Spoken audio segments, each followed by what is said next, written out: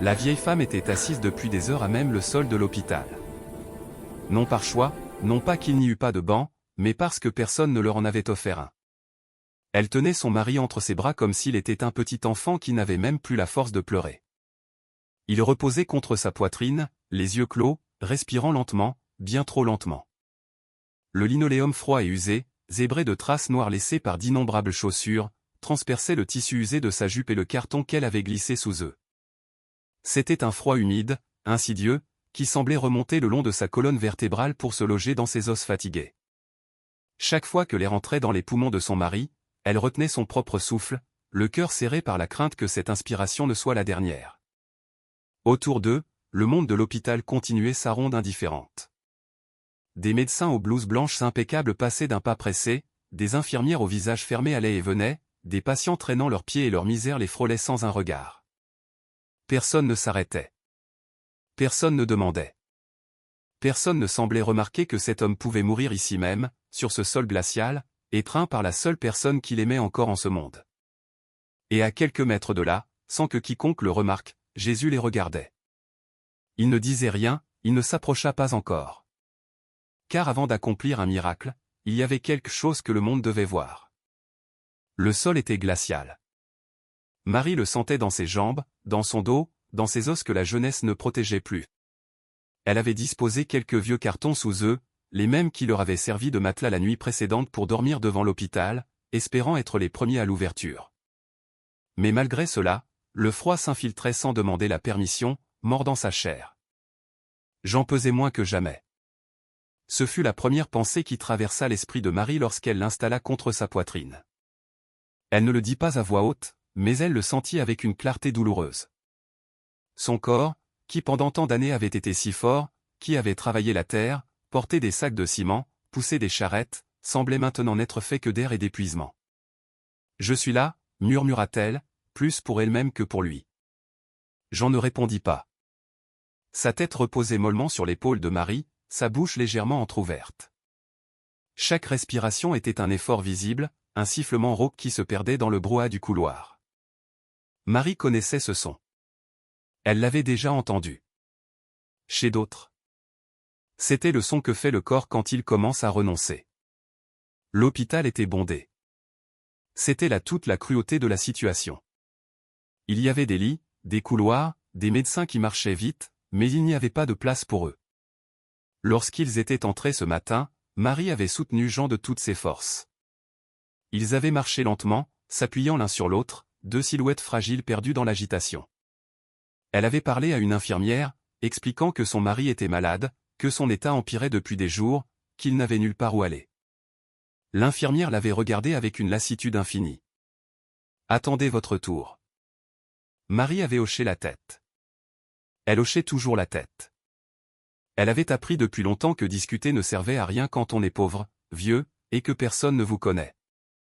Ils avaient d'abord attendu debout, puis, quand les jambes de Jean n'avaient plus pu le porter, ils s'étaient assis par terre. Et ils y étaient toujours. Des heures plus tard, personne n'était revenu prendre de leurs nouvelles. Marie resserra son étreinte, l'entourant plus fort, bien que ses propres bras tremblassent de fatigue.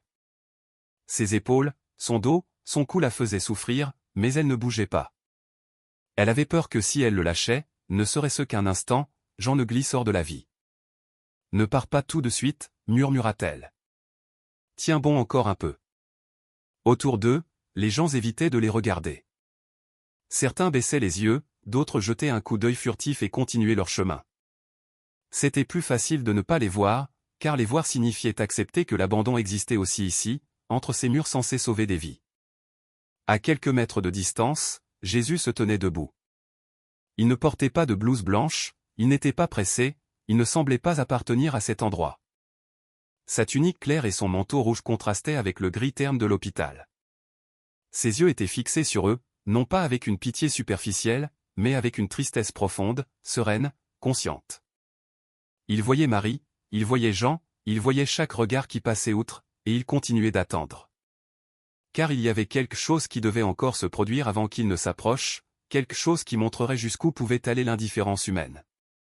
La salle d'attente de l'hôpital où Marie attendait. La vieille femme ne savait pas depuis combien de temps elle était assise contre ce mur froid. Dans les hôpitaux, le temps n'avance pas comme dans la rue. Il ne marche pas, il ne court pas, il ne s'arrête pas, il se dilue simplement, devient épais, presque collant, et finit par tomber sur les corps fatigués comme une couverture invisible qui pèse de plus en plus lourd à mesure que l'on attend. Elle avait le dos appuyé contre le mur, les jambes repliées comme elle le pouvait, et ses bras entouraient le corps frêle du vieil homme. Il reposait sur sa poitrine, la tête enfouie dans le creux de son cou, respirant de manière irrégulière, comme si chaque souffle était une petite négociation avec la vie. Il ne dormait pas tout à fait, il n'était pas non plus éveillé. Il se trouvait dans ce point intermédiaire où le corps se rend mais où l'âme résiste encore. Le sol était dur, il n'y avait pas de banc libre. Les chaises métalliques étaient occupées par d'autres corps, tout aussi fatigués, tout aussi invisibles. Certains regardaient droit devant eux sans rien voir, d'autres fermaient les yeux, essayant peut-être de s'échapper de là, ne serait-ce que pour quelques minutes. Personne ne parlait à voix haute. L'hôpital était plein de bruit, mais pas de paroles, des pas pressés, des roues de brancard qui crissaient, des portes qui s'ouvraient et se fermaient, une toux lointaine, un gémissement étouffé qui se perdait dans le couloir de l'hôpital. La vieille femme serra un peu plus son étreinte quand le vieil homme bougea, agité. « Je suis là », murmura-t-elle presque sans voix, plus pour elle-même que pour lui. « Ne pars pas maintenant. » Elle ne savait pas à qui elle adressait vraiment cette prière, à lui, au temps, à Dieu, ou à personne. Ils avaient passé tant d'heures là-dedans qu'elle ne se souvenait plus très bien comment tout avait commencé. Elle savait seulement que lorsqu'ils avaient franchi la porte de l'hôpital, il y avait encore de l'espoir. Maintenant, cet espoir était aussi fatigué qu'eux. Personne ne leur avait demandé leur nom, personne ne leur avait dit combien de temps il fallait encore attendre, personne ne leur avait rien expliqué. Et pourtant, tout le monde passait à côté d'eux. Les médecins marchaient vite, leurs blouses blanches s'agitant comme des ailes courtes. Des infirmiers entraient et sortaient des chambres avec des dossiers à la main. Des brancards traversaient le couloir, poussés par des mains fermes. Tous semblaient avoir une destination, un but, un endroit où arriver. Tous, sauf eux. Eux, ils étaient là, collés au mur, comme s'ils faisaient partie de la structure du bâtiment, comme s'ils avaient toujours été là. La vieille femme leva un instant les yeux et observa le couloir. Les lumières blanches du plafond étaient trop fortes, elles lui faisaient mal aux yeux. Cet endroit n'était pas fait pour se reposer, ni même pour souffrir en paix. Il était fait pour attendre, et pour accepter.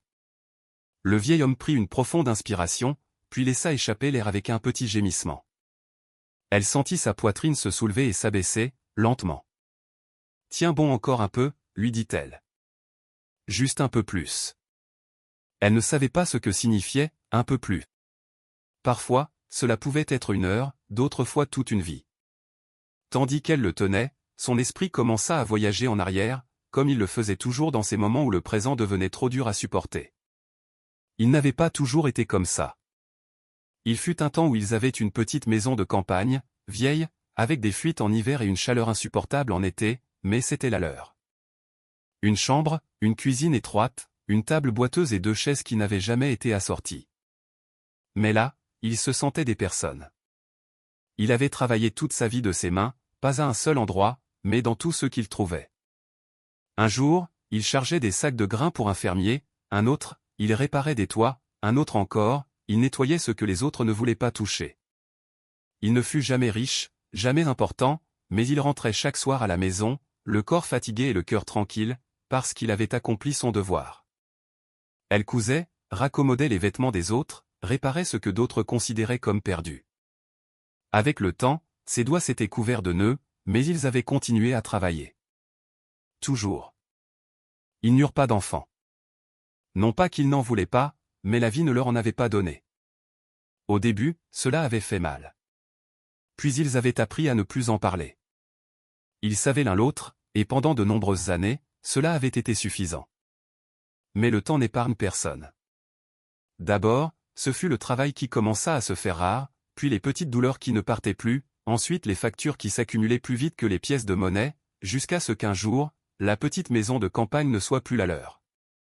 Il n'y eut pas de cris, pas de dispute, seulement une signature, une date, et une porte qui se referma. La vieille femme se souvenait parfaitement de ce matin-là. Il avait chargé les quelques sacs qu'ils avaient pu emporter. Elle avait regardé la maison une dernière fois, touché le cadre de la porte comme si elle disait adieu à une personne, puis elle s'était retournée. Elle n'avait pas pleuré. Pas à ce moment-là. Elle pensait que ce serait temporaire. Elle pensait qu'il trouverait un autre endroit. Elle pensait que la rue n'était qu'une étape. La rue, cependant, n'était pas une étape, c'était un abîme lent. Au début, il dormait dans un coin protégé, sous un auvent improvisé dans le petit village français, puis dans un autre. Puis encore un autre. Chaque jour un peu plus loin de tout, chaque jour un peu plus invisible. Les gens apprirent à ne plus les regarder, à passer leur chemin, à faire semblant qu'ils n'existaient pas. Et pourtant, ils savaient l'un l'autre. Jusqu'à ce que le corps de Jean commence à flancher. Ce ne fut pas d'un coup. Ce fut comme tout dans leur vie, lentement, sans faire de bruit. Un vertige par-ci, une douleur dans la poitrine par-là, une nuit où il ne put se relever. Elle apprit à l'aider à marcher, à s'asseoir, à se relever. Mais ce jour-là fut différent. Il s'était effondré au milieu de la rue. Il n'avait pas crié, n'avait pas demandé d'aide, il s'était simplement plié en deux comme si le sol le réclamait. Elle s'était agenouillée à ses côtés, lui avait soutenu la tête, avait appelé à l'aide d'une voix qu'elle reconnaissait à peine comme la sienne. Quelqu'un avait appelé une ambulance, quelqu'un d'autre était parti, et maintenant ils étaient là, dans la salle d'attente de l'hôpital où personne ne les attendait. Le vieil homme bougea de nouveau, ouvrit les yeux à peine une seconde et la regarda, comme s'il avait besoin de s'assurer qu'elle était toujours là. « Ne me laisse pas, murmura-t-il. « Jamais, répondit-elle sans hésiter. À quelques mètres de là, appuyé contre une colonne, Jésus observait la scène en silence. Il ne s'approcha pas, ne parla pas, ne fit aucun geste. Il était simplement là. Sa présence n'altérait pas le rythme de l'hôpital. Personne ne semblait le remarquer. Les médecins continuaient de marcher, les infirmiers de travailler, les patients d'attendre. Mais il ne quittait pas le couple des yeux. Il voyait le léger tremblement dans les bras de la vieille femme, l'effort que lui coûtait le fait de soutenir ce poids qui était à la fois amour et peur. Il voyait les mains du vieil homme, usées, tachées par les années, s'agrippant aux vêtements de sa femme comme à une dernière ancre. Il voyait plus que des corps fatigués. Il voyait une histoire que le monde avait décidé de ne pas écouter.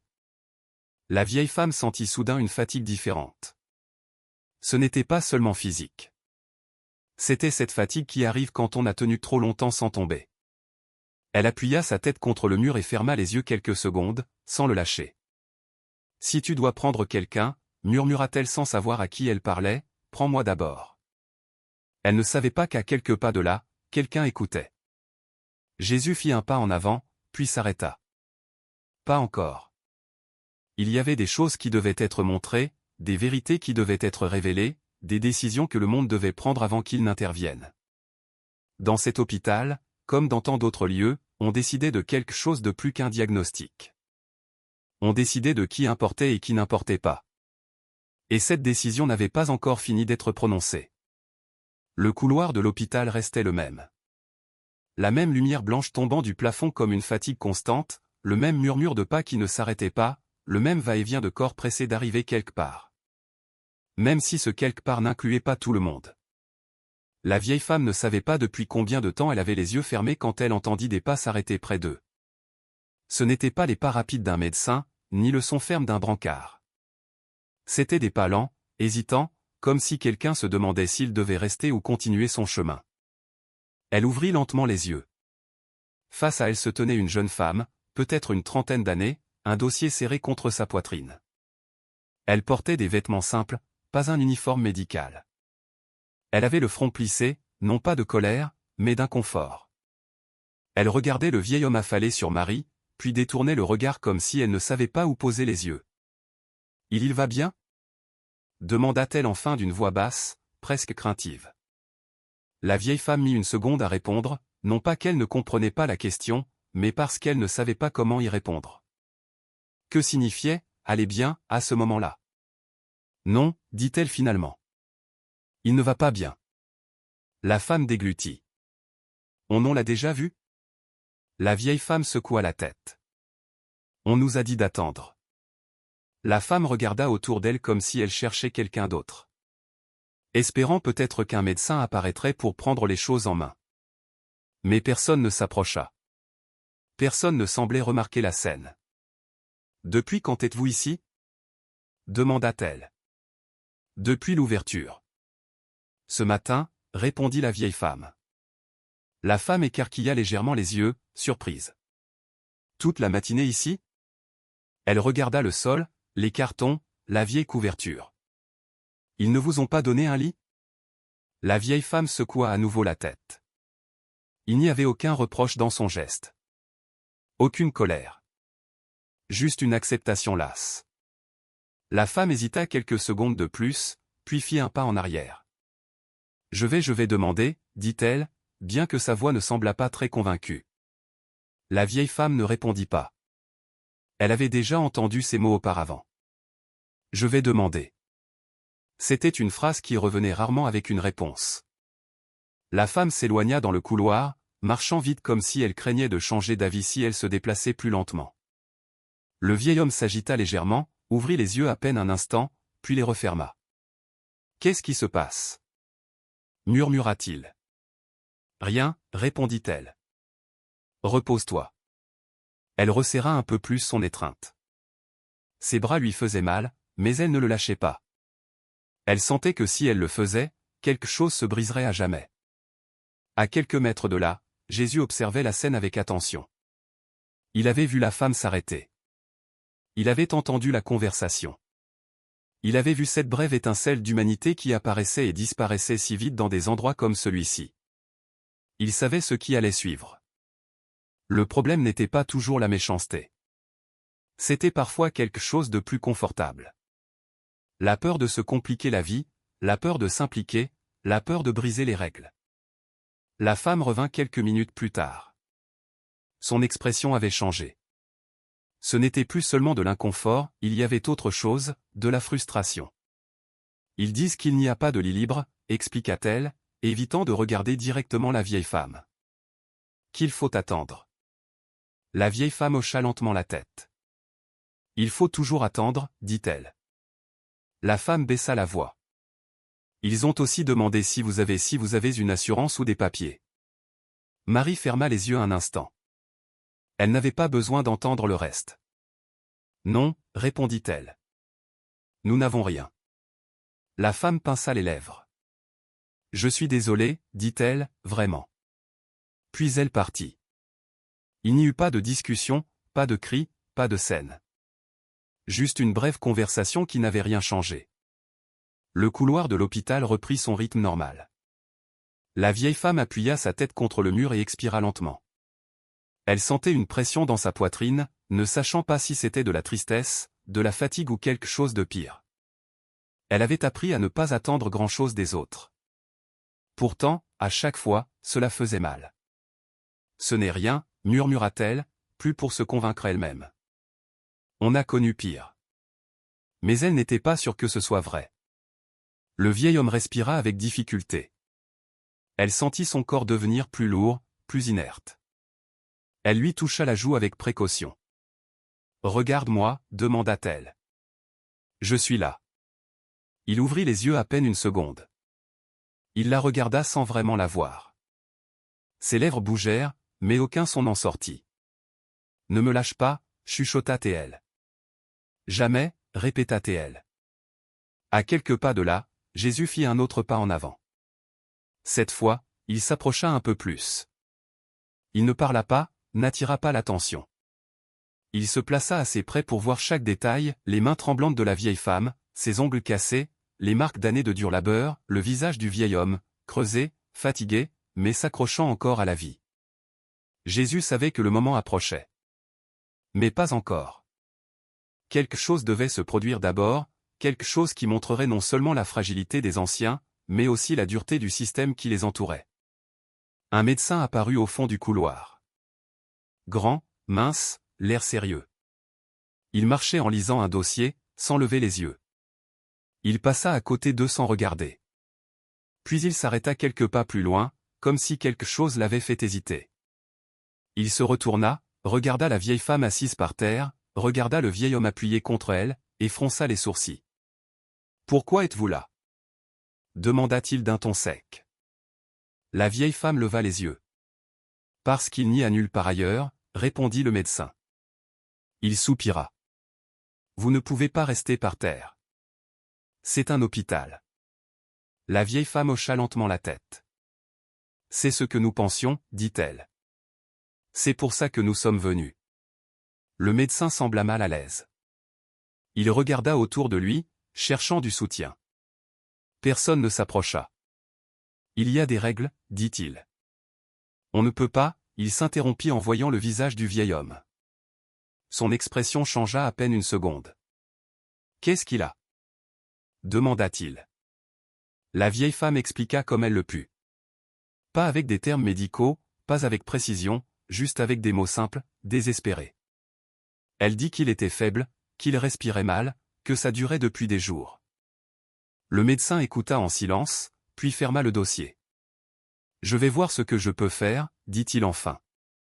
Il ne promit rien, n'assura rien, mais il ne partit pas. Et dans cet endroit, c'était déjà quelque chose. Jésus observa le médecin s'éloigner. Il savait que ce petit geste, cette hésitation, cette seconde d'humanité pouvait changer beaucoup de choses. Mais il savait aussi que le chemin ne serait pas simple. Parfois, le miracle n'arrive pas comme une lumière soudaine. Parfois, il commence comme une petite fissure dans l'indifférence. Et cette fissure venait de s'ouvrir. Le brancard arriva en crissant dans le couloir, poussé par une jeune infirmière, Manon, qui regardait Marie et Jean avec un mélange de hâte et de désarroi. Elle ne semblait pas sûre de savoir pourquoi elle était là. Elle savait seulement que quelque chose l'avait poussée à agir, comme si une force silencieuse lui avait serré la poitrine et lui avait dit qu'elle ne pouvait pas continuer à passer son chemin. « Aidez-moi à l'installer », dit-elle en regardant autour d'elle. Personne ne s'approcha. Les autres patients observaient en silence, certains avec curiosité, d'autres avec malaise. Il y avait ceux qui détournaient le regard, comme s'ils craignaient que le malheur ne soit contagieux. Marie n'attendit pas que quelqu'un d'autre bouge. Avec un soin extrême, elle ajusta le corps de Jean, glissant ses bras sous son dos et ses jambes. Ses mains tremblaient, mais elle ne s'arrêta pas. Chaque mouvement était chargé de peur, mais aussi d'une détermination qui ne naît que lorsque l'on sait qu'on n'a pas le droit d'échouer. Doucement, murmura-t-elle. Très doucement. L'infirmière aida comme elle put. À elles deux, elles réussirent à placer le vieil homme sur le brancard. Jean laissa échapper un faible gémissement, mais ne résista pas. Son corps semblait ne plus avoir la force de protester. Une fois qu'il fut allongé, Marie resta debout une seconde, indécise. Elle ne savait pas si elle devait s'asseoir, l'accompagner, si quelqu'un le lui permettrait. Elle regarda autour d'elle, attendant un ordre, une instruction. N'importe quoi. Vous pouvez venir, dit l'infirmière d'une voix plus douce. Mais seulement vous. Marie hocha la tête immédiatement. Elle n'avait pas besoin de permission pour cela. Elle ne se serait jamais séparée de lui.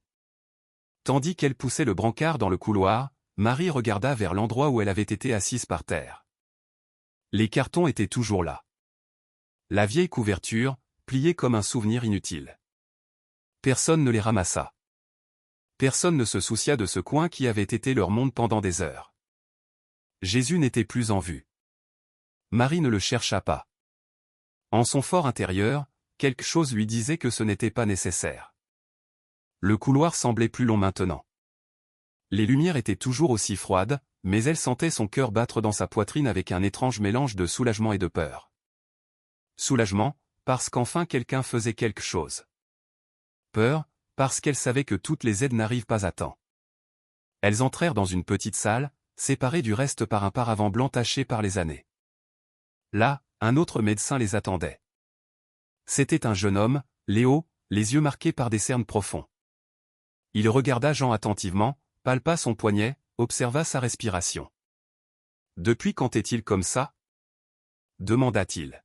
« Depuis des jours, » répondit Marie. « Chaque jour pire. » Le médecin fronça les sourcils. « A-t-il des antécédents? Une maladie connue ?» Marie secoua la tête. « Je ne sais pas, » dit-elle. « Nous n'avons jamais eu de médecin, nous n'avons jamais pu en payer un. » L'homme soupira. « Nous allons faire ce que nous pouvons. » Ce n'était pas une promesse. C'était une phrase neutre, apprise, répétée des centaines de fois. Mais pour Marie, cela signifiait quelque chose de plus. Cela signifiait qu'au moins pour l'instant, Jean n'était pas complètement abandonné. Tandis que le médecin et l'infirmière travaillaient, Marie resta à l'écart, les mains jointes, serrant les doigts comme si cela pouvait soutenir le monde. Elle observait chaque geste, chaque mouvement, chaque expression du visage du médecin, essayant de deviner ce qu'il pensait. Jean ouvrit les yeux un instant. « Marie » murmura-t-il. Elle se pencha vers lui. « Je suis là. »« Ne te fatigue pas, dit-il. Je ne veux pas que tu souffres plus pour moi. » Elle secoua la tête avec une fermeté qui n'admettait aucune discussion. « Tu n'es pas un fardeau, répondit-elle. Tu ne l'as jamais été. » Le médecin leva les yeux en l'entendant. Il la regarda une seconde, comme si cette phrase avait touché en lui quelque chose qu'il croyait oublier. Puis il retourna à son travail.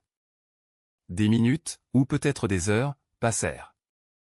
Marie ne le savait pas. Le temps restait étrange dans cet endroit. Finalement, le médecin s'écarta. « Il est très faible, dit-il. Dénutrition, épuisement extrême, probablement une infection qui n'a pas été traitée à temps. Il doit rester en observation. » Marie sentit ses jambes flageoler. « Va-t-il mourir ?» demanda-t-elle sans détour. Le médecin hésita. « Pas maintenant, répondit-il. Mais il est en danger. » Ce n'était pas une bonne nouvelle, mais ce n'était pas non plus la fin. Marie hocha la tête, déglutissant. « Merci, dit-elle. Merci de l'avoir vu. » Le médecin l'observa attentivement. Il y avait quelque chose chez cette femme qui le mettait mal à l'aise. Elle ne demandait rien, ne réclamait rien, ne criait pas. Elle était juste là, soutenant son mari comme elle l'avait fait toute sa vie. « Je vais essayer de lui trouver un lit, » ajouta-t-il. « Je ne promets rien. »« Je sais, » répondit-elle.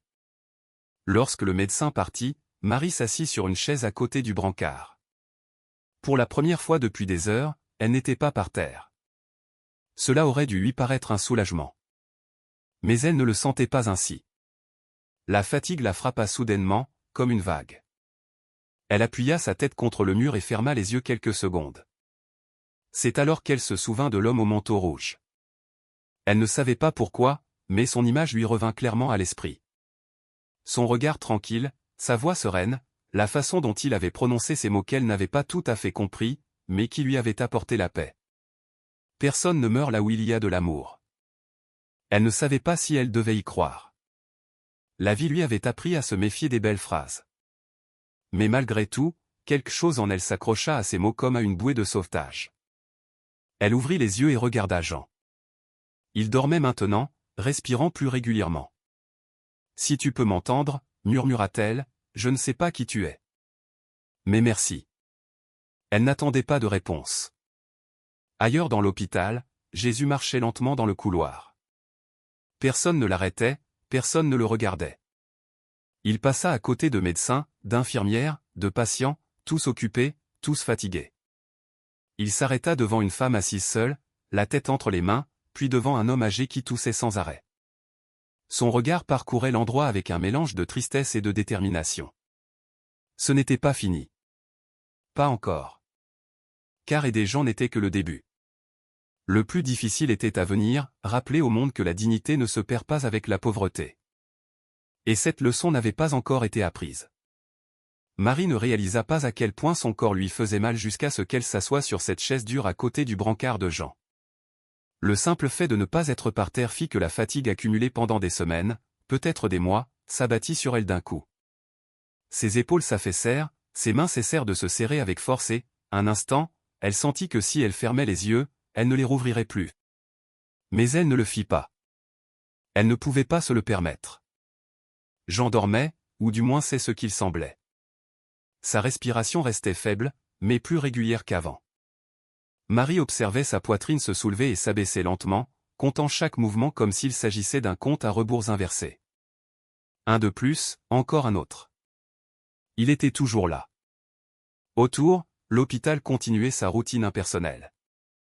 Un brancard passa rapidement devant la porte. On entendit des voix étouffées, des ordres brefs, des pas qui ne s'arrêtaient pas. Cet endroit n'était pas fait pour accompagner la douleur, il était fait pour la gérer. Marie réalisa quelque chose qui lui glaça le sang. Personne d'autre ne semblait se soucier de Jean. Pour l'hôpital, il n'était qu'un autre corps faible, un autre cas sans nom, un autre problème sans solution claire. Il n'y avait pas de bracelet avec des données à son poignet, pas de membre de la famille demandant de ses nouvelles. Il n'y avait qu'elle. Et pourtant, il était là. La porte de la salle s'entr'ouvrit et la tête d'une femme âgée, une autre patiente qui attendait dans le couloir, apparut. Elle regarda Marie et Jean avec curiosité. Puis avec une compassion silencieuse. « Il va mieux ?» demanda-t-elle à voix basse. Marie hocha lentement la tête. « Au moins, maintenant il dort. » La femme soupira. « C'est déjà quelque chose, dit-elle. Ici, dormir est un luxe. » Marie esquissa un bref sourire fatigué. « Merci de demander. » La femme hésita une seconde, comme si elle voulait dire autre chose, mais elle partit. Marie la suivit du regard. C'était la première personne, à part le médecin et l'infirmière, qui leur avait adressé la parole avec humanité. Et cela la fit réfléchir à quel point on peut devenir invisible. Elle se souvint des fois où elle était passée devant des bâtiments pleins de gens sans que personne ne la regarde. Elle se souvint des jours où elle avait parlé seule, non pas parce qu'elle était folle, mais parce que personne ne répondait. Elle se souvint comment, peu à peu, le monde s'était refermé, comme une porte lourde qui ne fait pas de bruit en se fermant, mais que l'on ne peut plus ouvrir quand on le veut. Jean bougea légèrement. Marie se pencha immédiatement vers lui. « Je suis là, » murmura-t-elle. « Tout va bien. » Elle ne savait pas si c'était vrai, mais elle le disait quand même. À ce moment, le jeune médecin, Léo, rentra. Il tenait un dossier à la main et le front plissé. « J'ai parlé à l'administration, » dit-il. « Ce ne sera pas facile. » Marie le regarda, préparée au pire. « Nous n'avons pas d'assurance, » poursuivit-il. « Nous n'avons aucune trace de vous. » « Techniquement, nous ne devrions pas, » il s'interrompit. Soupira. « Mais je ne peux pas le laisser comme ça. » Marie sentit un nœud dans sa gorge. « Merci, » dit-elle de nouveau. « Vous ne savez pas ce que cela signifie pour nous. » Le médecin l'observa en silence pendant quelques secondes, puis parla avec honnêteté. « Il se passe beaucoup de choses ici chaque jour, » dit-il. « Et parfois on apprend à ne pas trop regarder. C'est la seule façon de continuer. » Marie hocha la tête. « Je comprends, » répondit-elle. « Moi aussi, j'ai appris à ne rien attendre. » Cette phrase resta en suspens entre eux. Le médecin baissa les yeux. « Je vais lui trouver un lit, » dit-il finalement. « Je ne sais pas combien de temps il pourra rester, mais au moins, il ne sera pas par terre. » Quand il partit, Marie appuya son front contre le brancard, ferma les yeux et laissa une larme, une seule, tomber sur le drap blanc. Ce n'était pas de la joie. C'était un soulagement fatigué, de ceux qui arrivent lorsque le danger immédiat s'éloigne mais que la blessure reste ouverte. C'est alors qu'elle le sentit de nouveau.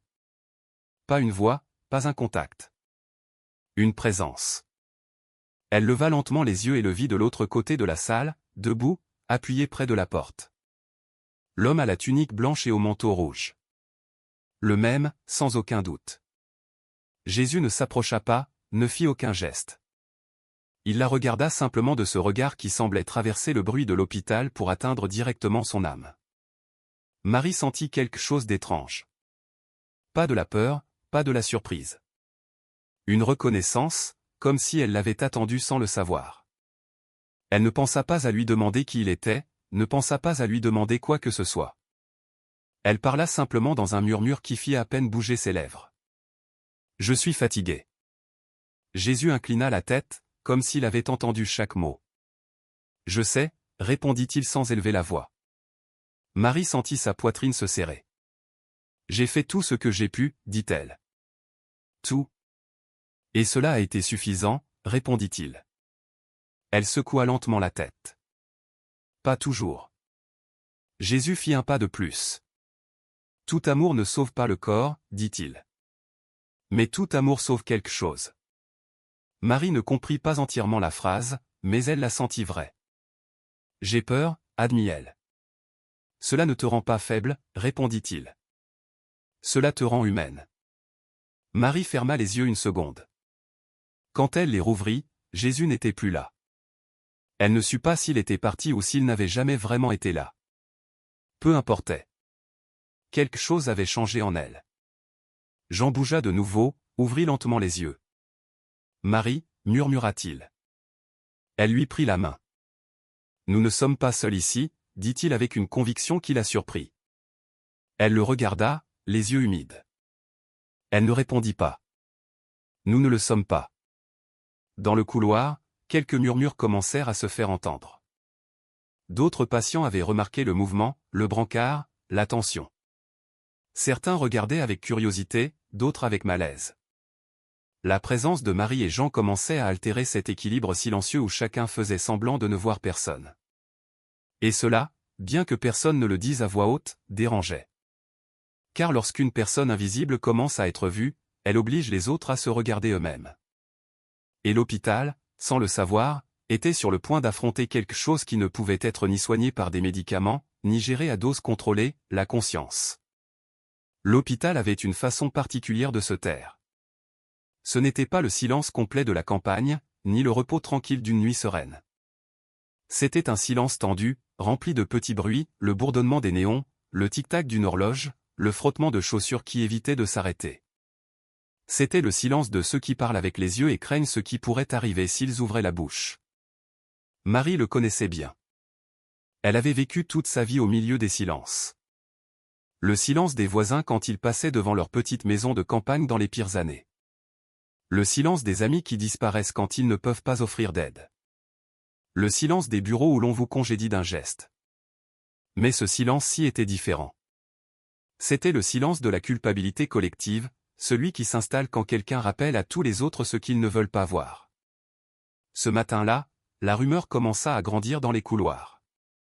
On disait qu'il y avait un couple de personnes âgées, sans famille, sans papier, sans argent, qui avaient passé la nuit par terre. Qu'une infirmière, par compassion ou par peur, avait décidé de les aider. Que le jeune médecin, Léo, était intervenu sans l'autorisation de ses supérieurs. Que la direction n'était pas contente. Marie n'entendait pas directement ces conversations, mais elle les sentait. C'était une compétence qu'elle avait acquise avec les années, sentir quand les gens parlent de vous sans prononcer votre nom.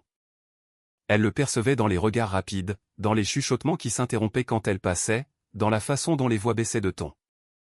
Jean dormait. On lui avait posé une perfusion et, bien que son visage soit toujours pâle, il avait retrouvé un peu de couleur. Marie restait assise près du lit, en silence, les mains croisées sur ses genoux. Elle ne demandait rien, ne posait pas de questions. Elle était simplement là, comme si elle craignait que si elle bougeait, tout s'effondrerait. La jeune infirmière, Manon, celle qui avait amené le brancard, entra d'un pas rapide. « Comment va-t-il » demanda-t-elle. Marie la regarda avec gratitude. « Plus calme » répondit-elle. « Il dort. » L'infirmière sourit timidement. On voyait qu'elle n'avait pas l'habitude qu'on la regarde avec reconnaissance. La plupart des patients la regardaient avec anxiété ou exigence. Cette vieille femme la regardait comme si sa présence était un cadeau. « Certains médecins ne sont pas contents » dit-elle à voix basse en s'approchant un peu. « Ils disent que nous n'aurions pas dû vous admettre. » Marie hocha lentement la tête. Ce n'était pas une surprise. « Ne vous inquiétez pas » dit-elle avec sérénité. « S'ils nous mettent dehors, je l'emmènerai. Nous avons déjà dormi dans des endroits pires. » L'infirmière l'observa en silence. Elle voulut dire quelque chose, mais ne trouva pas les mots justes. Il y avait quelque chose chez cette femme qui la désarmait, son calme, sa manière de parler sans rancœur, sa façon de conserver sa dignité même dans la défaite. « Je vais essayer que ça n'arrive pas, dit-elle finalement, mais je ne peux rien promettre. »« Je sais, » répondit Marie. Quand l'infirmière sortit, Marie resta à regarder le sol. La chambre d'hôpital était petite et vieille. Les murs, tachés par le temps, présentaient de fines fissures qui s'étendaient comme des branches. Dans un coin, une chaise cassée servait de support aux affaires d'autres patients. Dans un autre, un ventilateur faisait plus de bruit que de vent. C'était un hôpital de province, et elle le comprenait. Mais la pauvreté n'était pas le problème. Ce qui faisait mal, c'était l'indifférence. Dehors, dans le couloir, les murmures grandissaient. Certains employés se plaignaient ouvertement. Ils disaient que l'hôpital ne pouvait pas devenir un refuge, que s'ils s'occupaient d'un couple sans papier, d'autres arriveraient bientôt. D'autres, en revanche, gardaient le silence, honteux de ne pas avoir le courage de dire le contraire. Le jeune médecin revint plus tard, le visage tendu. « J'ai fait ce que j'ai pu, dit-il. Mais les directeurs ne veulent pas prendre de responsabilité. » Marie le regarda sans ciller. « Ne les blâmez pas, dit-elle. Il y a des décisions qui coûtent l'âme. » Il la regarda avec surprise. Il ne s'attendait pas à de la compréhension. Il s'attendait à ce qu'elle le blâme, qu'elle crie. Au lieu de cela, cette femme parlait avec la sérénité de quelqu'un qui a vécu trop de tempêtes et a appris qu'on ne peut pas toutes les arrêter. « Vous savez, dit-il, quand j'ai étudié la médecine, je voulais sauver des vies. Je pensais que c'était suffisant. Mais avec le temps, j'ai découvert qu'il y a des choses qui tuent plus lentement qu'une maladie. »« Comme quoi ?» demanda-t-elle. Le médecin regarda par la fenêtre un moment. « L'habitude, répondit-il. L'habitude de voir la souffrance et de penser que c'est normal. » Marie garda le silence. Elle ne savait que dire. Ces mots étaient vrais et ils faisaient mal parce qu'ils étaient simples. À cet instant, la porte du fond s'ouvrit avec force. Un homme en costume sombre, l'expression sévère, entra dans la salle. « Nicolas. Qu'est-ce que c'est que ça ?» demanda-t-il en regardant Marie puis le médecin. Le jeune homme se redressa. « Impatient, dit-il. Enregistré ? Pas encore, répondit Léo. L'homme le regarda durement. Tu sais que nous ne pouvons pas permettre ça. Si les médias locaux apprennent que nous traitons des indigents sans papier, ce sera un scandale. La direction veut des résultats, pas de la charité. Marie l'écoutait sans bouger. Elle ne comprenait pas tout, mais elle comprenait le ton. Elle l'avait déjà entendu. C'était la voix du mépris en costume-cravate. Nous ne demandons pas la charité, dit-elle. Juste un peu de temps. L'homme la regarda comme si elle était un meuble qui parlait. Vous ne pouvez pas rester ici, dit-il. Ce n'est pas un hospice. Ni un cimetière, répondit-elle, et sa voix trembla mais ne se brisa pas. Il y eut un silence inconfortable. L'homme pinça les lèvres. Je vais informer la sécurité, dit-il finalement. Le jeune médecin tenta d'intervenir. Laissez-moi leur parler, demanda-t-il. C'est un cas humanitaire. Nous n'avons pas de fonds pour les cas humanitaires, répliqua l'administrateur. Nous avons des priorités. Quand il partit, le médecin resta immobile, les poings serrés. Marie le regarda calmement. Ne vous inquiétez pas, dit-elle. Ce n'est pas votre faute. L'homme secoua la tête. Si, ça l'est, dit-il. Tous ceux qui se taisent font partie du problème. À ce moment, un courant d'air parcourut le couloir. C'était léger, mais suffisant pour que les rideaux bougent. La lampe du plafond clignota. Marie leva les yeux et le vit de nouveau. Jésus, debout à la porte, observant la scène. Le médecin ne le vit pas. Personne ne le vit. Jésus regarda le jeune homme avec une expression qui mêlait tristesse et espoir. Il ne prononça pas de mots. Mais à l'intérieur du médecin, quelque chose changea. Une impulsion, un courage inconnu s'alluma en lui. Il se tourna vers Marie. « Je ne vais pas vous laisser partir, dit-il. Même si ça me coûte mon poste. » Elle le regarda, surprise. « Vous n'avez pas à faire ça. »« Si, répondit-il. Je dois le faire. Pas pour vous. Pour moi. » Marie hocha lentement la tête. « Parfois, aider les autres est la seule façon de ne pas oublier qui l'on est, dit le médecin. » Il sourit, un sourire triste, fatigué, mais sincère. Il sortit de la chambre, décidé. La porte se referma derrière lui. Marie tourna son regard vers Jean. Il dormait toujours. Respirant lentement. Elle lui caressa le front et murmura, « Tu vois, mon vieux ? Il y a encore des gens bien. » Jésus était toujours là, les observant, et pour la première fois de la journée, il sourit. Non pas parce que tout allait bien, mais parce que même dans les endroits où règne l'indifférence, quelque chose que l'humanité avait oublié pouvait encore naître, la compassion. La nuit avança lentement sur l'hôpital, comme une ombre épaisse qui ne finissait pas de tomber. Les lumières des couloirs s'atténuèrent, mais ne s'éteignirent pas complètement. Elles ne le faisaient jamais. Là-dedans, il y avait toujours quelqu'un qui attendait, quelqu'un qui souffrait, quelqu'un sur le point de perdre quelque chose qu'il ne savait comment nommer. Marie ne dormit pas. Elle resta assise près du lit de Jean, le dos droit, les épaules tendues, et sa main fermement enlacée dans la sienne. De temps en temps, elle approchait son oreille de sa poitrine, écoutant sa respiration, comme si elle craignait qu'à tout moment, il puisse disparaître sans prévenir. Jean dormait profondément, plus qu'il ne l'avait fait depuis des jours. Son visage restait pâle, mais il n'avait plus cette expression crispée qu'il avait eue dans le couloir. Il semblait maintenant, pour la première fois depuis longtemps, quelqu'un qui se reposait. Marie pensa que c'était déjà un cadeau. Dehors, dans le couloir, l'hôpital restait vivant, bien que plus lentement. Un chariot métallique passa en crissant. Une porte s'ouvrit avec précaution. Une infirmière parla à voix basse avec un médecin, croyant que personne n'écoutait. On n'aurait pas dû les laisser entrer, dit une voix masculine. On ne pouvait pas les laisser mourir là, répondit l'infirmière. Ce n'est pas une ONG, insista l'homme. Si on ouvre cette porte, on ne la ferme plus. Marie entendit chaque mot, non pas qu'elle veuille espionner, mais parce que le silence nocturne amplifiait tout. Elle ferma les yeux une seconde, serrant la main de Jean. Cette phrase, ce n'est pas une ONG, la frappa plus fort qu'elle ne s'y attendait. Non pas pour ce qu'elle disait, mais pour ce qu'elle impliquait, que sa vie, la vie de Jean, était devenue un problème administratif. Le lendemain matin, lorsque la lumière grise commença à filtrer par la fenêtre, la porte de la chambre s'ouvrit d'un coup sec. Marie sursauta. 2 personnes entrèrent, un homme en costume sombre, dossier sous le bras, Nicolas, et une femme en blouse blanche que Marie n'avait pas encore vue.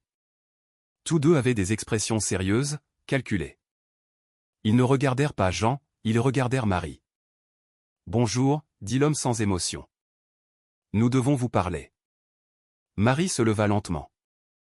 Ses jambes étaient engourdies, mais elle ne montra aucune faiblesse. « Dites. »« Votre mari a été pris en charge de manière exceptionnelle, » poursuivit l'homme. « Mais cette situation ne peut pas se prolonger. » Marie le regarda fixement. « Il est malade, dit-elle.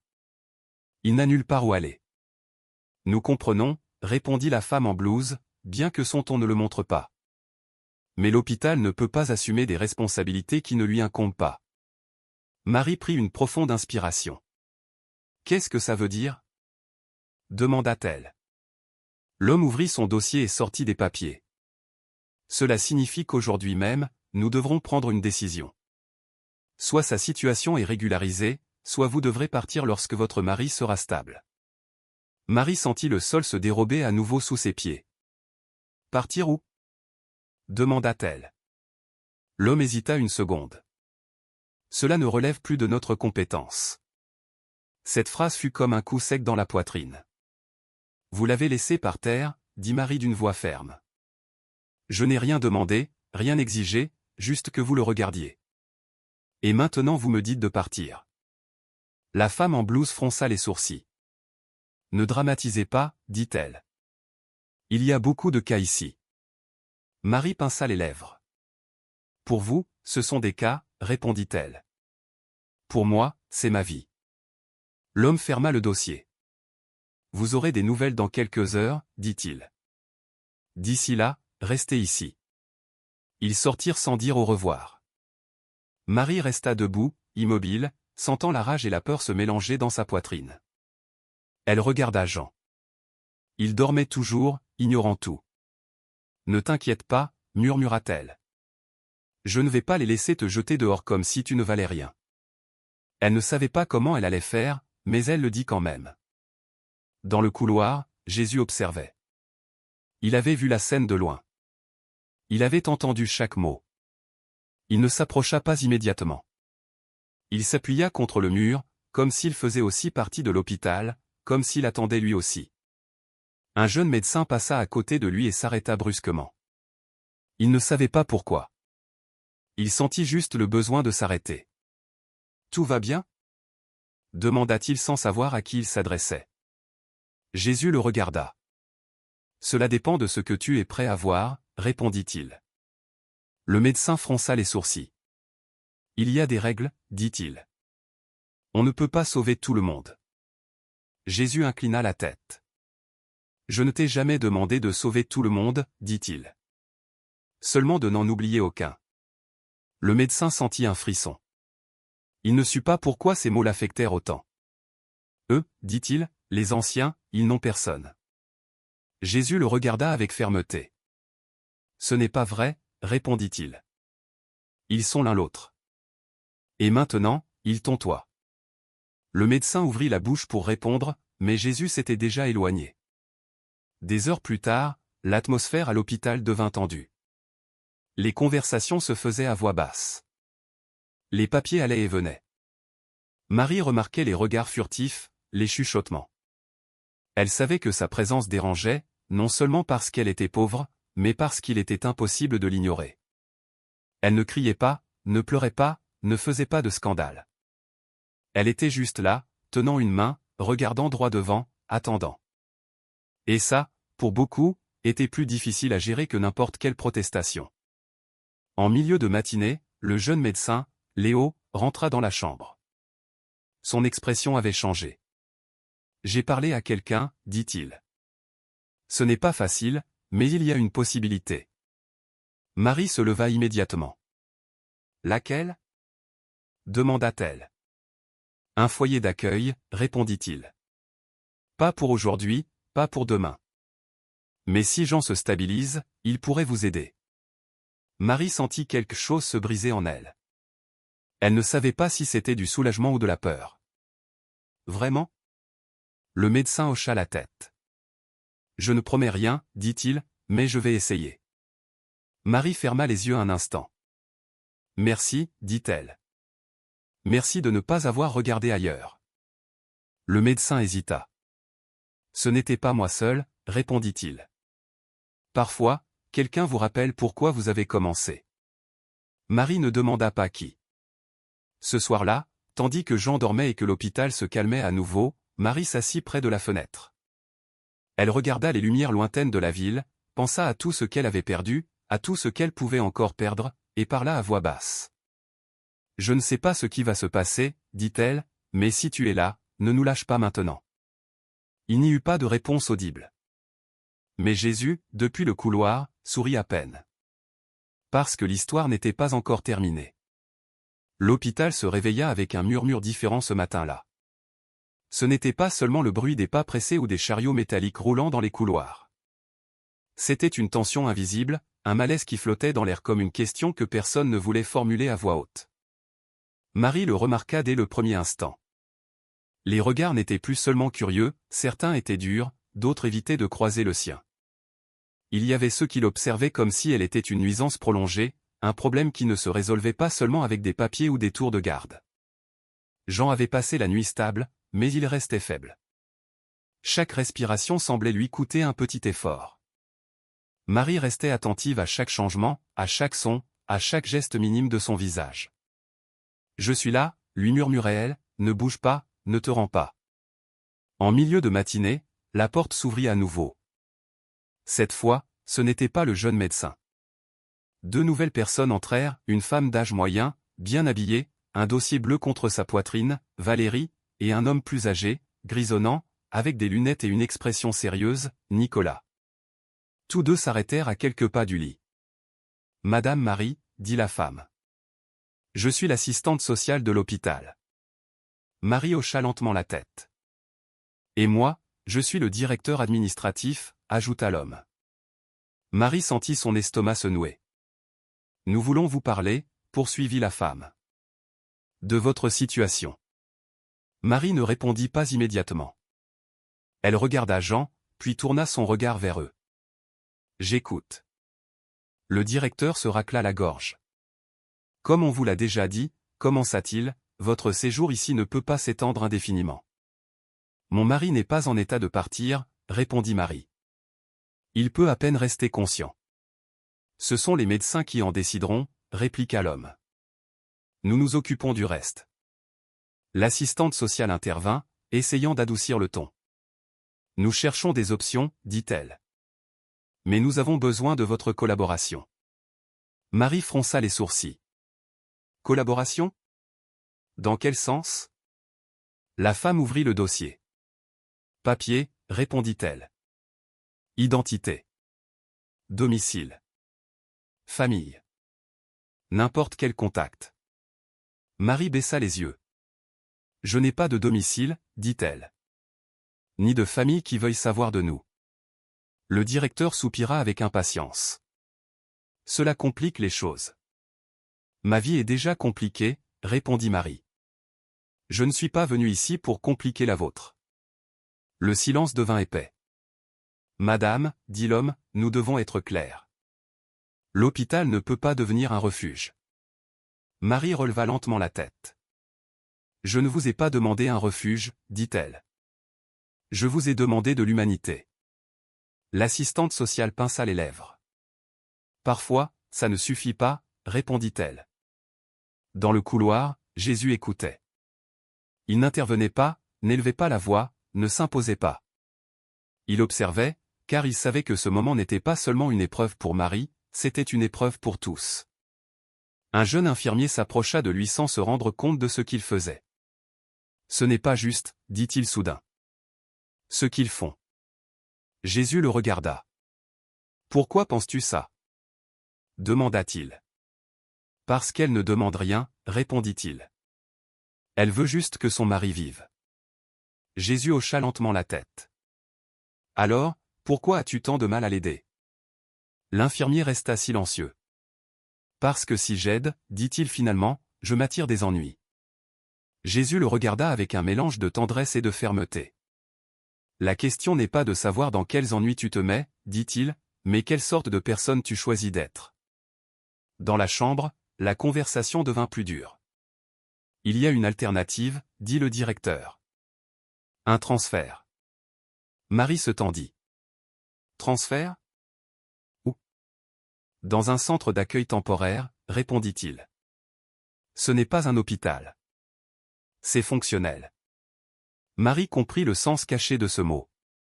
Un endroit où personne ne va, dit-elle. Où l'on disparaît. L'assistante sociale ne le nia pas. Ce n'est pas idéal, admit-elle. Mais c'est une option. Marie sentit quelque chose se briser lentement en elle. Mon mari n'est pas un colis que l'on transfère, dit-elle. C'est un homme. Un être humain. Le directeur ferma le dossier d'un coup sec. Vous devez décider, dit-il. Quand ils sortirent, Marie resta tremblante. Elle ne pleura pas, ne cria pas. Elle s'assit près de Jean et appuya son front contre sa main. Je ne sais pas quoi faire, murmura-t-elle. Je ne sais pas où aller. Jean ouvrit lentement les yeux. Marie, murmura-t-il. Elle se redressa immédiatement. Je suis là.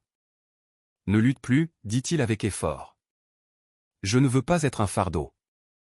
Les mots lui transpercèrent la poitrine comme un couteau. Tu ne l'as jamais été, répondit-elle. Jamais. Jean tenta de sourire, mais les forces lui manquèrent. S'ils nous mettent dehors, dit-il, au moins tu n'auras pas échoué. Marie secoua la tête, des larmes silencieuses coulant sur son visage. Je me fiche de l'endroit, dit-elle. C'est toi qui m'importe. Jésus entra alors dans la chambre. Il ne fit pas de bruit, n'annonça pas sa présence. Il était simplement là. Marie leva les yeux et le vit. Je ne sais pas quelle décision prendre, dit-elle. Toutes semblent perdantes. Jésus s'approcha lentement. Parfois, dit-il, la dignité pèse plus lourd qu'une compassion mal comprise. Marie le regarda sans bien comprendre. Que voulez-vous dire? Que certains aident seulement tant que cela ne les dérange pas, répondit-il. Et d'autres soutiennent même quand ça fait mal. Marie prit une profonde inspiration. Je soutiens, dit-elle. Même si ça me fait mal. Jésus hocha la tête. Alors tu n'as pas encore perdu. Cet après-midi-là, quelque chose commença à changer. Ce ne fut pas une grande décision, ni un ordre officiel. Ce fut un petit geste. Le jeune médecin, Léo, revint avec un dossier différent. J'ai parlé à une fondation, dit-il. Ce n'est pas rapide. Ce n'est pas sûr. Mais ils veulent vous rencontrer. Marie sentit son cœur battre avec force. Vraiment? Oui, répondit-il. Ils viendront demain. Marie ferma les yeux. Merci. Jésus observait depuis un coin, car il savait que l'histoire entrait dans sa partie la plus difficile, et la plus humaine. La nuit tomba sur l'hôpital avec une lenteur presque cruelle. Les lumières blanches du couloir s'allumèrent une à une, projetant des ombres allongées qui semblaient s'étirer sur le sol comme des mains fatiguées. Le bruit diminua peu à peu. Les chariots cessèrent de passer si fréquemment, les conversations devinrent des chuchotements. L'hôpital, comme chaque nuit, entra dans cet état étrange où il n'est ni endormi, ni tout à fait éveillé. Marie restait assise près du lit de Jean. Elle n'avait pas bougé depuis des heures. Son corps lui faisait mal d'une manière profonde, non seulement dans les muscles ou les articulations, mais dans un endroit plus profond où la fatigue se mêle à la peur et à l'incertitude. Elle avait les épaules raides, le dos courbé, les mains entrelacées avec force, comme si en lâcher une impliquait de perdre quelque chose de plus. Jean dormait de manière irrégulière. Parfois, il respirait calmement pendant quelques minutes. Puis sa poitrine s'agitait, comme s'il avait du mal à trouver de l'air. Chaque fois que cela se produisait, Marie retenait son souffle, attendant que le rythme se stabilise à nouveau. « Je suis là », lui disait-elle à voix basse, même s'il ne se réveillait pas. « Je ne pars pas. » Dans le couloir, Jésus restait appuyé contre le mur, observant sans être remarqué. Il avait vu de nombreuses nuits comme celle-ci. Des nuits où l'âme d'une personne se vide peu à peu, non par manque de foi, mais par excès de lutte. Un agent de sécurité passa près de lui et le regarda avec curiosité. « Vous allez rester longtemps par ici » demanda-t-il. « Le temps nécessaire » répondit Jésus calmement. L'agent n'insista pas. Quelque chose dans la voix de cet homme lui ôta l'envie de le faire. Dans la chambre, Marie commença à sentir ses pensées s'embrouiller. Elle ferma les yeux un instant, mais cet instant suffit pour que les souvenirs reviennent avec force. Elle se souvint de la première nuit où ils avaient dormi dans la rue. Elle se souvint du froid, de la peur, de la honte de se sentir observés, comme s'ils étaient à la fois invisibles et trop visibles. Elle se souvint des gens qui traversaient la rue pour ne pas les regarder. Elle se souvint comment Jean essayait toujours de plaisanter, même alors, pour qu'elle ne perde pas le sourire. « Tant que nous sommes ensemble, tout passe », lui disait-il. Marie ouvrit brusquement les yeux quand Jean bougea. « Marie », murmura-t-il. Elle se pencha immédiatement. « Je suis là. »« Ne souffre plus, dit-il d'un filet de voix. Tu as trop fait pour moi. » Marie secoua la tête. « Ne dis pas ça, » répondit-elle. « Pas maintenant. Si demain il nous emmène, poursuivit-il. S'il nous sépare, promets-moi quelque chose. » Ne parle pas de nous séparer, dit-elle, la voix brisée. Jean rassembla ses forces pour terminer la phrase. Promets-moi que tu ne te blâmeras pas. Marie pinça les lèvres. Les larmes commencèrent à couler sans qu'elle puisse les arrêter. Je te promets que je continuerai, dit-elle. Avec ou sans force, mais je continuerai. Jean ferma lentement les yeux. Marie appuya son front contre sa main et resta ainsi, immobile, pendant un long moment. C'est alors que la porte s'ouvrit de nouveau. Ce n'était pas un médecin, ni une infirmière. C'était l'assistante sociale, Valérie. « Pardon, dit-elle à voix basse. Je ne voulais pas interrompre. » Marie leva les yeux. « Il s'est passé quelque chose ?» La femme hésita quelques secondes avant de répondre. « Le directeur n'est pas d'accord avec ce que le médecin a fait, dit-elle. La fondation viendra demain, oui, mais il n'y a aucune garantie. » Marie sentit son cœur se serrer. « Alors, qu'est-ce que ça veut dire ? » Qu'il pourrait vous transférer avant, répondit-elle. Cette nuit même. Marie se leva immédiatement. « Non, dit-elle, il n'est pas en état. »« Je sais, » répondit la femme. « Et croyez-moi, je ne suis pas d'accord. Mais il y a des décisions qui ne dépendent pas de moi. » Marie prit une profonde inspiration, essayant de ne pas perdre le contrôle. « Et qu'est-ce qui dépend de vous ?» L'assistante sociale la regarda dans les yeux. « Il dépend de moi de me taire ou de laisser une trace que ceci n'est pas humain. » Marie soutint son regard. « Alors écrivez, dit-elle. Même si ça ne sert à rien. » La femme hocha lentement la tête. « Parfois, ça sert plus qu'on ne le pense. » Quand elle partit, Marie se rassit. Le silence revint. plus lourd qu'avant. Jésus entra de nouveau dans la chambre et s'arrêta à quelques pas. Cette nuit, dit-il, est la plus difficile. Marie le regarda, épuisée. Je n'ai pas la force pour une autre nuit comme ça, avoua-t-elle. Je n'ai pas la force de lutter contre tout. Jésus s'assit en face d'elle, à la hauteur de ses yeux. Personne ne t'a demandé de lutter seul, répondit-il. Mais je suis seul, dit Marie. Je l'ai toujours été. Jésus secoua doucement la tête. Tu as été accompagné, dit-il. Seulement, pas toujours par ceux que tu attendais. Marie baissa les yeux. Si demain je le perds, murmura-t-elle. Si demain je me retrouve sans lui, pourquoi continuer?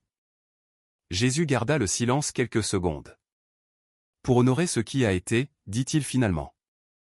Pour démontrer que l'amour ne se mesure pas à la fin, mais à la fidélité en chemin. Marie ferma les yeux. Je n'ai pas demandé de miracle, dit-elle. J'ai seulement demandé du temps. Jésus l'observa avec un mélange de tendresse et de gravité. Parfois, répondit-il, le temps ne s'allonge pas. Il se transforme. L'aube avança lentement. Un infirmier passa vérifier les moniteurs, ajusta une machine, nota quelque chose sur une feuille et repartit sans un mot. Marie se leva pour se dégourdir un peu les jambes, fit quelques pas dans le couloir, s'appuya contre le mur. Elle sentait que son corps ne lui répondait plus. Jésus restait là. J'ai peur, dit-elle sans le regarder. Peur que demain soit la fin. Jésus ne répondit pas immédiatement. La fin, dit-il au bout d'un moment, n'est pas toujours ce que nous croyons. Marie retourna dans la chambre, s'assit, prit la main de Jean. Si tu m'entends, murmura-t-elle, ne pars pas encore. Jean ne répondit pas, mais sa respiration était toujours là. Dehors, le ciel commençait à peine à s'éclaircir. La nuit était sur le point de se terminer. Et avec elle, la dernière chance de se rendre, ou de résister. Le matin arriva sans demander la permission. Il n'y eut pas de musique, ni de signe clair, ni un lever de soleil magnifique annonçant l'espoir. Juste une lumière grise filtrant par les hautes fenêtres de l'hôpital, illuminant les couloirs d'une clarté fatiguée, presque indifférente. C'était un de ces matins qui ne promettent rien, qui semblent dire au monde que tout restera pareil, même si à l'intérieur, tout est sur le point de se briser. Marie ouvrit lentement les yeux. Elle ne se souvenait pas de s'être endormie, mais la douleur dans son cou et la raideur dans ses jambes lui confirmèrent que son corps avait cédé à un moment donné. Pendant quelques secondes, elle ne sut pas où elle était. Puis elle vit le lit, vit Jean, et tout lui revint d'un coup. Il respirait encore. Cette pensée fut la première chose qu'elle sentit. Pas du soulagement, pas de la joie, juste une constatation silencieuse. Il est toujours là. Elle se pencha vers lui, cherchant le moindre signe. Le rythme était lent, irrégulier, mais présent. Marie posa la main sur sa poitrine, comme elle l'avait fait tant de fois ces dernières années, non seulement à l'hôpital, mais dans la vie. « Bonjour », murmura-t-elle. « Tu as tenu une autre nuit. » Jean n'ouvrit pas les yeux, mais sa respiration changea légèrement, comme si son corps reconnaissait sa voix même lorsque son esprit ne pouvait pas répondre. Dans le couloir, l'hôpital commençait à se réveiller.